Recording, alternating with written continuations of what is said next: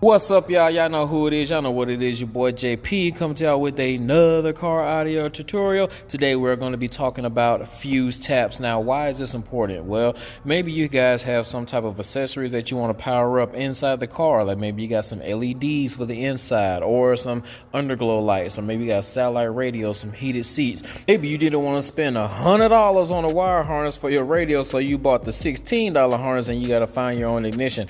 All of these accessories need to be powered some type of way, and I'm going to show you the safe way to tap into your fuse box. So not only will we be talking about fuse taps, but I'm going to show you how to do it as well. If this is your first time tuning in to the channel, baby, please consider subscribing, because these are the type of things that we like to do: car audio tutorials, radio removals, installs, Q&As, all that good stuff. Without further ado, baby, let's jump right on into it. So there's a couple of different ways that you can actually tap into the fuse box, and the first way that I've seen a lot that I really don't want y'all to do is what I like to call the wraparound. That's when people actually just take a fuse and they take a piece of wire and they wrap it around the fuse, just one end or both ends, and then they just shove it right up in the fuse box, and they have wires kind of frayed out all over the place. That is not the safest way to do that, because if that wire that's kind of frayed out because you try to jam it in there touches another circuit, then you can really be in trouble. If you're going to do it that way, then I advise you get one of these little golden fuse taps. Put it right over the fuse like that, and then you can actually put this inside of your fuse box, and then it has a nice little end on the bottom, and it fits perfectly in one of these little female speaker terminals. Now we have a solid connection on the wire. The wires aren't exposed in any way, and this is on, it sits flush on top of the fuse, and it's just a better way that you're going to do it. Now, if you're going to do this part, I do suggest that you guys use a fuse holder of some sort. This right here, all you basically do is you take your cutters or whatever, and then you want to cut that end. This end right here will go inside the speaker terminal that goes inside the fuse, and then you will fuse this part, and then this right here goes to power your accessories. Now let's just say you don't have a fuse holder, but if you have these and have some fuses and have some wires, I'm gonna show you how to kind of make a homemade fuse holder. So what we're gonna do is we're gonna take some wire, we're gonna cut it in the middle, boom. We're gonna strip the wire back on both ends from what you just cut.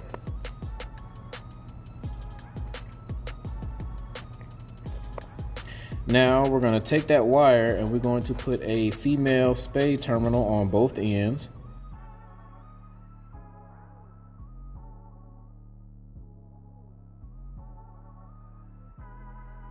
So now we have two pieces of wire and we have two terminals right here.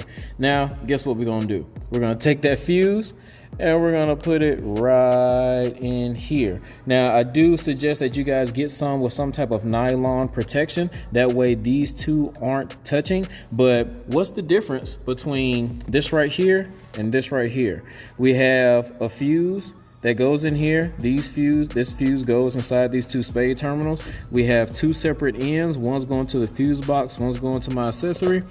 This one's going to my fuse box, this one's going to my accessory. So that's how you can make a homemade fuse holder, and that just comes with some little tricks of the trade. Now what I would probably do is make sure that these are tight. You might want to crimp them down on here, and I would take some electrical tape and probably tape it up a little bit. That way if the fuse blows, you can just pull it out and pull it back in, but there's no chance of anything actually touching any of the metal contact.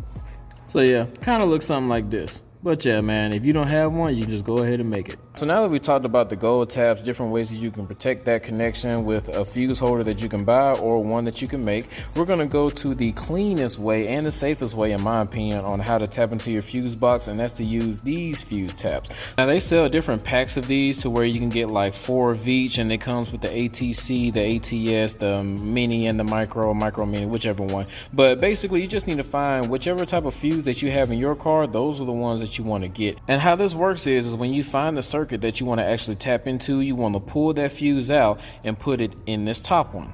Once you have the fuse that came from the car into the top one, we're going to actually put this inside, and that's basically going to mimic the same 10 amps that the car is used to seeing. It's almost like we never took the fuse out. Now what you want to do with that bottom one that's kind of left alone is you want to take what you want to power up and you want to fuse it. And now that we have this properly fused, if anything happens with our accessory, we are double protected, because if the short circuit comes in, it's going to pop this fuse before it even touches our original fuse. And the reason you guys want to use the proper fusing is because fuses are there for a reason. I know a lot of people usually say, man, my fuse kept popping, so I went on ahead and just put a bigger fuse in there. That's not good. If your fuse keeps popping, then that means that there is something wrong. So let's just say we have about 4 things that we're trying to power up, and each of those needs about 5 amps of current.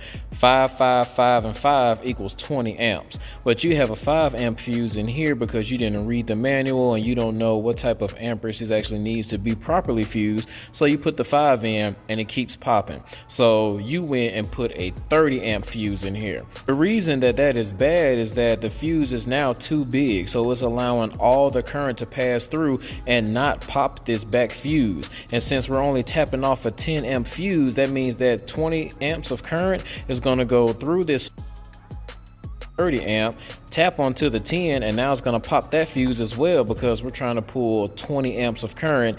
The 30 amp fuse on the back is too big, and the 10 amp fuse in the front is too small to carry that load.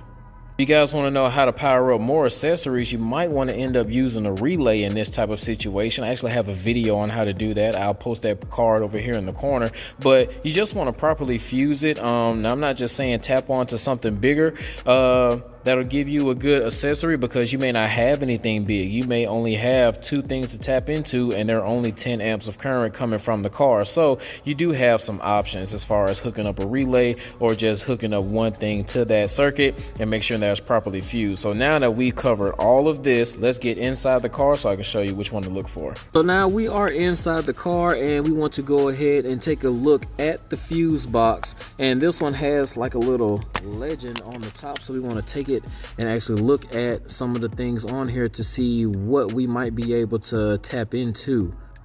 Now, if you don't have one of these to where it actually shows you like a small little legend, then you can go to your owner's manual. I actually advise that you do that. So, because some of these abbreviations, you don't really know what they are. So you want to get the full description of what it is. But I try to stay away from things that say like ECU or PCU or BCM, because that's usually like your body control module of some sort.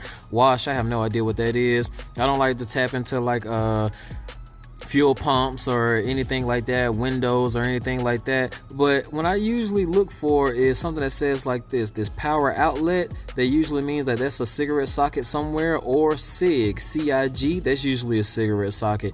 And it's good to tap off of those two, because it's literally just a fuse powering only the cigarette socket or any type of power outlet that you actually have inside the vehicle. So I usually check those first. Next, if those are constant, then if you have something that says ignition, I kind of don't like to tap off of that, because it may not be the safest. But if you do, then I would definitely use a relay, because a relay only needs 150 milliamps to turn on, but it can power up to 30 amps worth of accessories. So that would be a safe one to tap onto as well. But let's check this cigarette socket and this power outlet, and let's see what we get.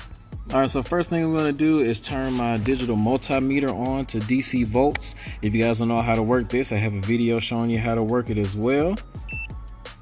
Change it to DC, and I usually take this black out, and I actually made something that's going to help me out a little bit better, because when you're going to test stuff, it's kind of hard to test both things. It's going to be hard for me to try to test with the ground and the power and try to record. So I actually made this I took a long piece of wire and I soldered it onto this little alligator clip, and I actually cut one of my old leads and put it on there, so I can just clamp this to the battery. And I made it like super long, dressed it up real nice, but I could clamp it onto the battery negative. That way I don't have to worry about if I got a bad ground or not. But we're gonna go up here and clamp it onto that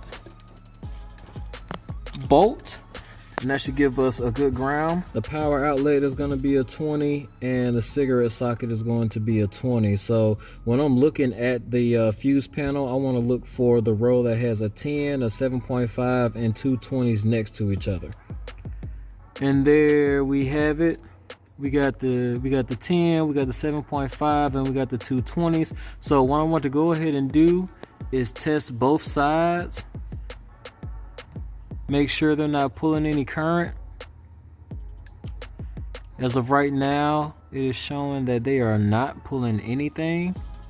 Now all we have to do is actually turn the car on, and then we're going to test these same 2 fuses and see if we get 12 volts.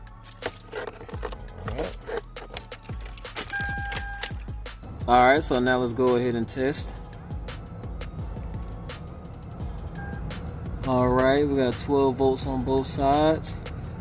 So that lets us know that that fuse is not only good, but it is a good ignition. Let's check the other 20.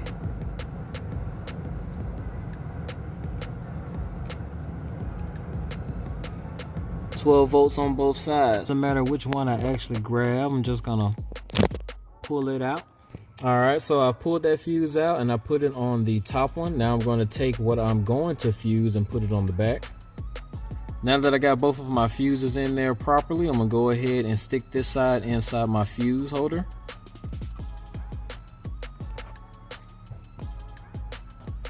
Alright, so now that we have this in, I want to go ahead and test to make sure that everything is working how it's supposed to. Our contacts is touching how it needs to. I want to test for 12 volts at the end of my butt connector to make sure that we are completing the path. Guys, and that's it. We have 12 volts all the way around. Now that you've seen that, I hope you guys found some type of value in this video. If you did, don't forget to hit that like button, subscribe, share, comment if you want to. Links in the description, Patreon links in the description. Till next time, this is your boy JP signing out.